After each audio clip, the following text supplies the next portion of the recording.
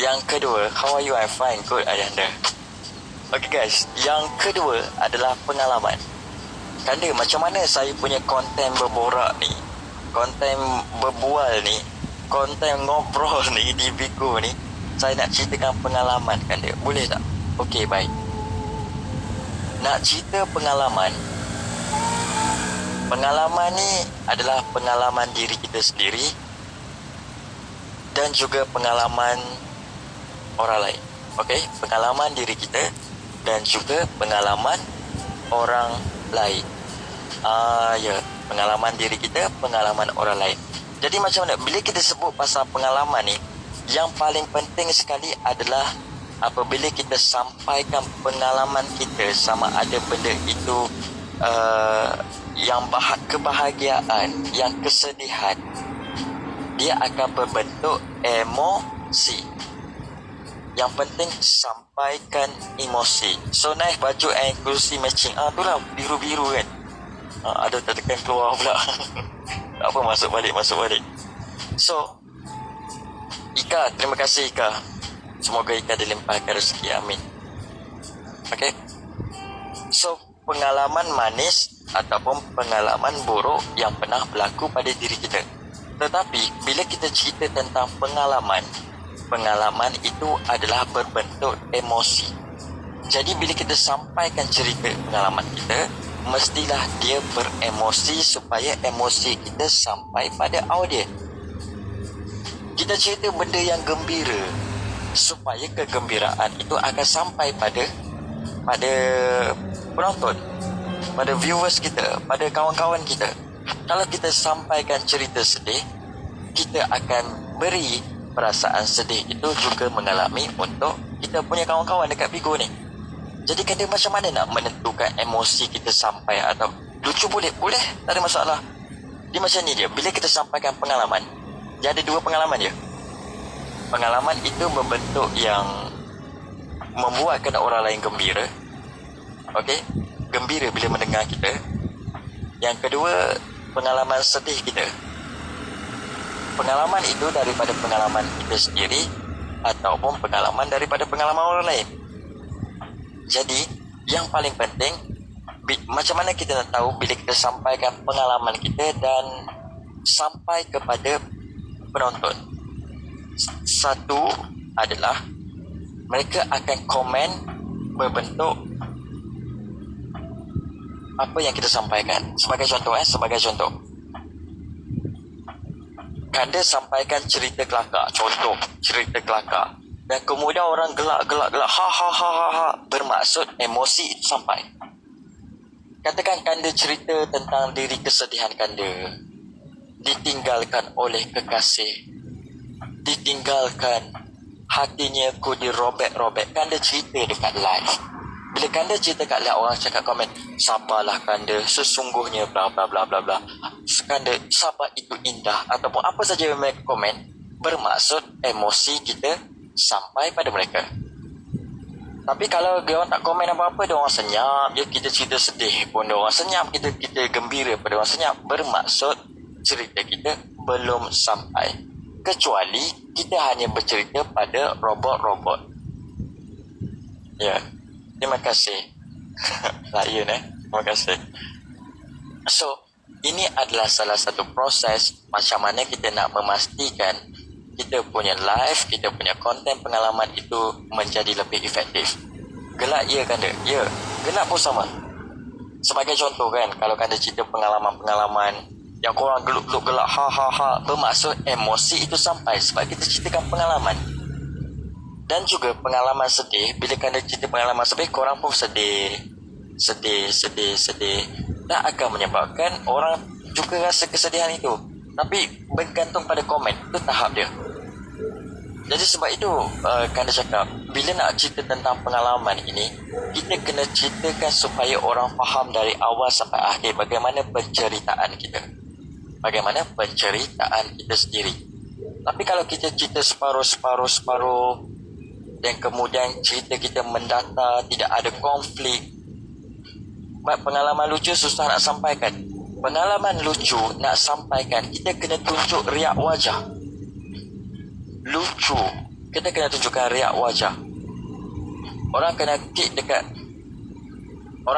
kat room kawan. Tadi 6 orang kena kick kat room kawan sebab bagi gift lain tu.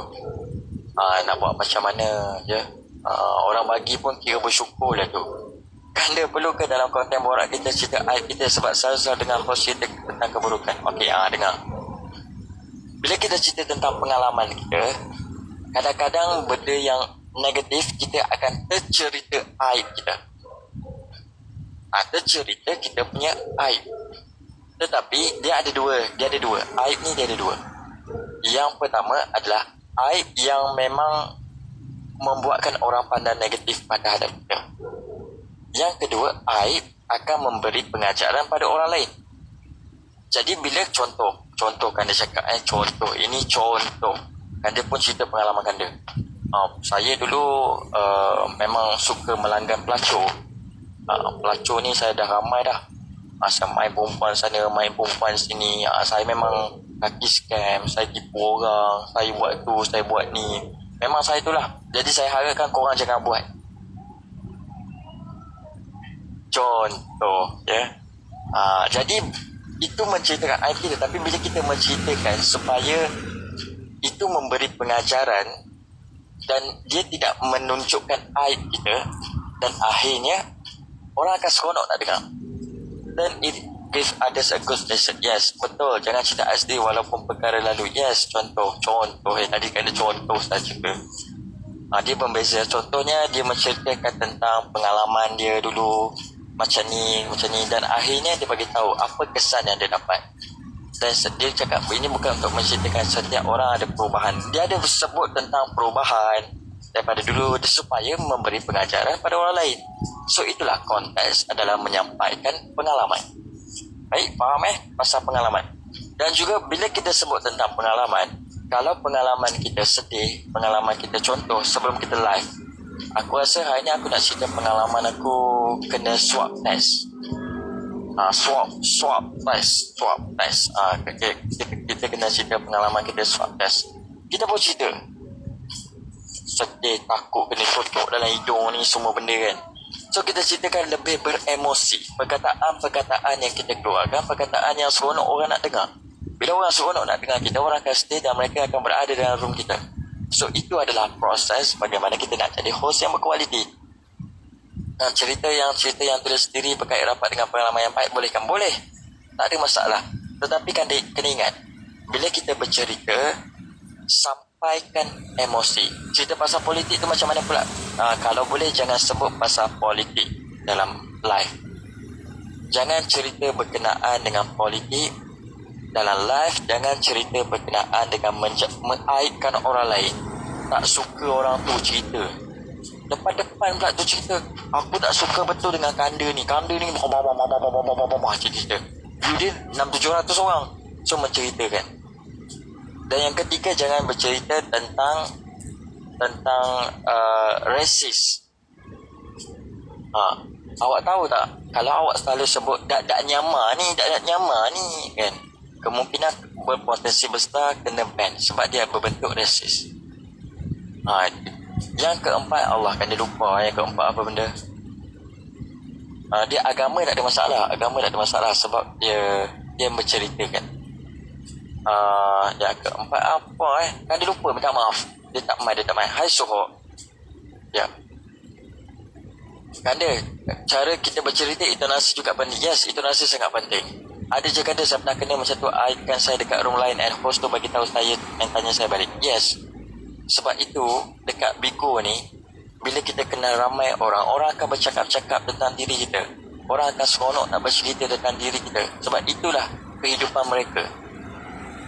Dan kemungkinan besar semalam ada seorang host dia kena ban dekat live. Bila kita check, bila kita tanya dia kenapa kena ban, sebab banyak mencarut dalam live. Mencarut tak boleh kan dia? Boleh lah, tak engkau lah, tapi janganlah over. Ni kau live 2 jam kau sebut babi je, jahanam je 2 jam tu. Ya. So bila kita live, pastikan kita punya live itu live yang berkualiti, live yang seronok. Dalam live juga, jangan memaki hamun bigo. Tak boleh memaki hamun bigo. Jangan maki hamun bigo. Bila kita maki hamun bigo, walaupun kita tak dengar, walaupun kadang-kadang admin tengah fly, dia boleh bankan akaun kita. Contoh, ini contoh. Kanda contoh tau, contoh. Jangan ban saya, contoh. Kalau contoh kita tengah tanda papan, kita tengah main papan, kita tengah buat live.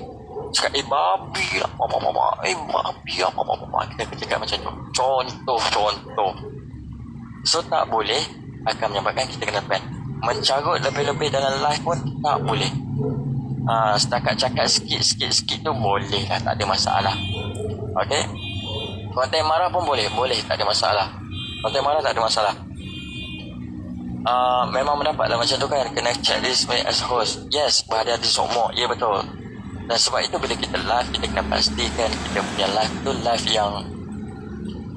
yang berkualiti. Tiba-tiba attack masuk live kita macam mana pula? Okay, kalau orang attack masuk live kita, jangan layan.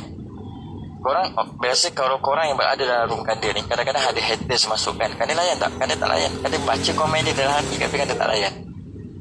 Biarkan. Kalau admin Kanda ada, dia akan mute kan. Itu je. Jangan layan. Sebab makin dilayan, makin menjadi-jadi. Betul tak? Jadi jangan layan. Buat dia je. Kita fokus apa yang kita nak. Fokus tujuan kita utama hosting untuk menyampaikan konten kita yang kita dah plan awal-awal.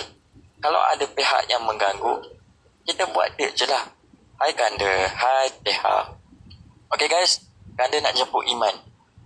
Buat tak nampak admin mute kan, teruskan konten kita. Ya, betul lagi dia suka kan. Kita layan lagi suka. Aina, terima kasih. Wadah.